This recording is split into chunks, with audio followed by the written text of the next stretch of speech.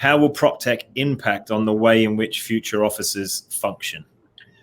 I think, well, fundamentally, for me, I think there's three levels that PropTech will have an impact. There's obviously the real-time data, and that comes back to user experience. How can we use that real-time data to make the environment responsive to occupancy levels, to make the environment responsive to CO2 levels, so that FM becomes proactive FM rather than reactive. So we're fixing faults before the user notices them.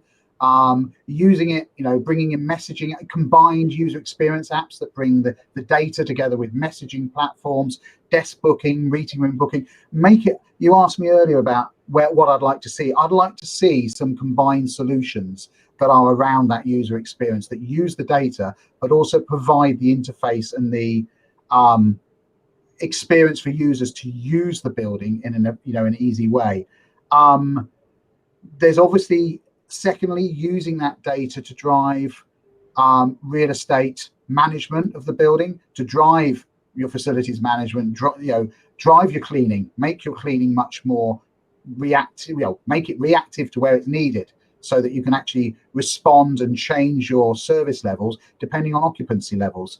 And finally, where the gold's buried for me is the trend data. Having a rich long-term data set across multiple buildings, benchmark data as well, that we can use to have the conversations with teams about what sort of workspaces they need, to have those informed conversations and make informed decisions about how we get best use of real estate and how real estate really delivers what the business needs.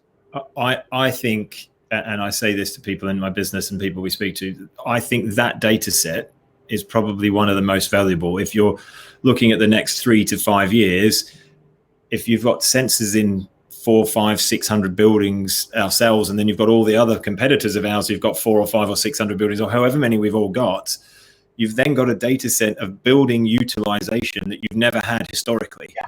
That data itself is hugely valuable. That's a data set there that people would pay money to. Planners, how much businesses, let's take Goldman Sachs, when they realize they probably don't need all that real estate, and they say, right, what do we do planning our next building?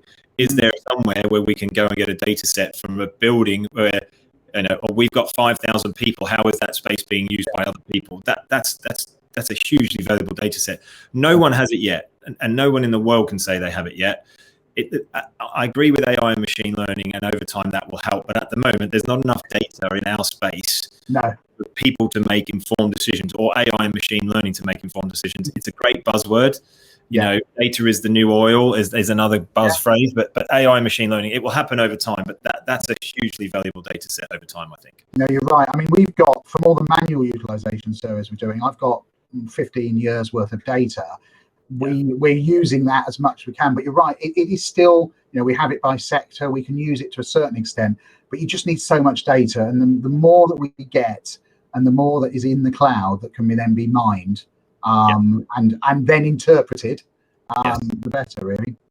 We have a customer, and actually this is quite a cool use case that came about from a suggestion on site. Measuring the capacity of people on floors was a back to COVID solution. They have restaurants and cafes. Number one was to make sure there wasn't any overcrowding for when people came back, and they're still not back, but eventually when they come back in the cafeterias. But they have a massive restaurant on the top floor of the building.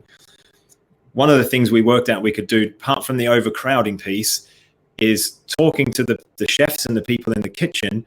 If they have the data of knowing how many people have come in and out of that restaurant Monday to Friday, they can order food based on people rather than just saying, we think we need X amount of chicken, X amount of potatoes and vegetables and everything else. So that for a business, number one, it's saving cost. If we go back to the very bones of it, of saving cost. Number two, environmental factors. You're not wasting food. Or then you're not cooking as many chickens or cows or vegetables or whatever it might be for whoever it might be. So there's an energy saving there. And then there's just the team's time. Like, you don't need to spend all of that time preparing lunch because at 2:00 it drops off a cliff and you can start to wind things down. But there's also the user experience side. wouldn't it be great if your building app, as well as having your desk booking data and all of that, shows you the queuing times, so I can choose when I go to the canteen? Yeah, it's refined data, Colin. I call that refined data. Add to it the gym. The gym is a treadmill available now? Oh, I'll go to the gym now. Yeah, not sure how many people. Well, I imagine there's lots of people that are going to buy gym passes again and then go back to the gym for a month and then not. And it's a good point. Where do you buy your gym pass? Are you going to buy one at the local gym to your home, or one at the local gym to where your office was?